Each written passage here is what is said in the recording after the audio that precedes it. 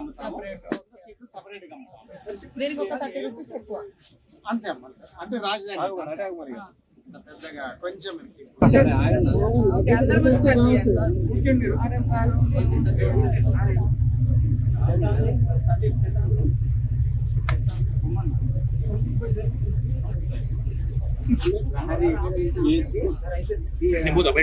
నిర్మల్, ఉమ్మడి ఆదిలాబాద్ జిల్లాలోని నిర్మల్లో మరి బస్ స్టేషన్ లో ఒక 2 Lahari sleeper come seater bus ఈరోజు ప్రారంభించడం నాకు చాలా సంతోషం అనిపిస్తుంది.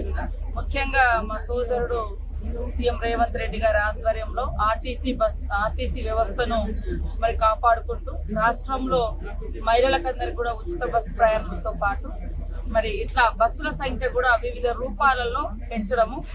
మా మరో సోదరుడు మరి ఆర్టీసీ మంత్రి గారు, మన ట్రాన్స్పోర్ట్ మంత్రి గారు పొన్నం ప్రభాకర్ గౌడ్ గారు ఈరోజు నాకు మరి ఆదిలాబాద్ జిల్లాలో ఒక 16 బస్సులను ఇట్లా స్లీపర్ అండ్ సీటింగ్ 2 కలిపి ఇట్లా ఏర్పాటు చేసినటువంటి బస్సులను తయారు చేసినామంటే ఈరోజు సడన్ గా ప్రోగ్రాం పెట్టుకొని ఇక్కడ రావడం జరిగింది.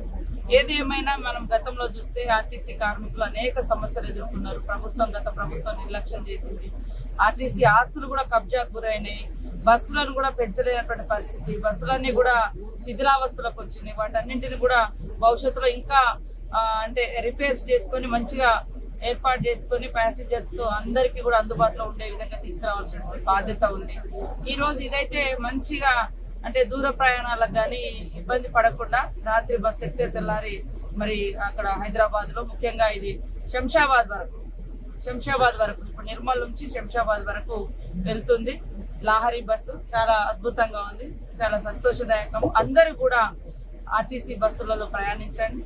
మరి అదే విధంగా ఇలాంటి మన ప్రైవేట్ వాటి కంటే కూడా ప్రభుత్వ ఆధీనంలో ఆర్టీసీ సంస్థ ఇలాంటి వినూత్నమైనటువంటి ప్రణాళికతో ముందుకు రావడం చాలా అభినందనీయము. వారికి ధన్యవాదాలు తెలియజేస్తున్నాము ఆర్టీసీ సంస్థ.